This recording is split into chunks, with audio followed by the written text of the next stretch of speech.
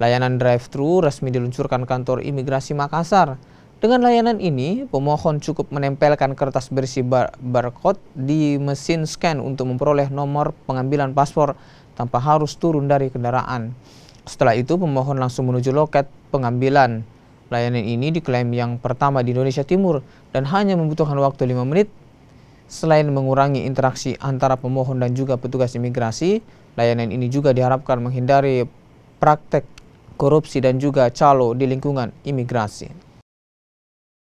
Kalau tanggapan saya sendiri, saya sangat senang dengan adanya drive-thru ini karena ini merupakan program terbaru dari imigrasi.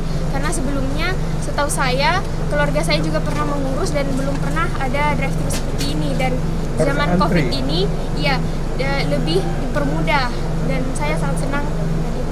Dari 138 satuan kerja imigrasi di seluruh Indonesia, baru ada 11 unit atau satuan kerja imigrasi yang berhasil meraih WBBM dari tahun 2015 sampai dengan tahun 2020. Artinya baru ada 8% yang berhasil meraih WBBM. Dan Kanwil kelas 1 Makassar termasuk Kanwil pertama yang meraih WBBM di wilayah Indonesia Timur. Terima kasih Pak Kanwil dengan seluruh jajarannya.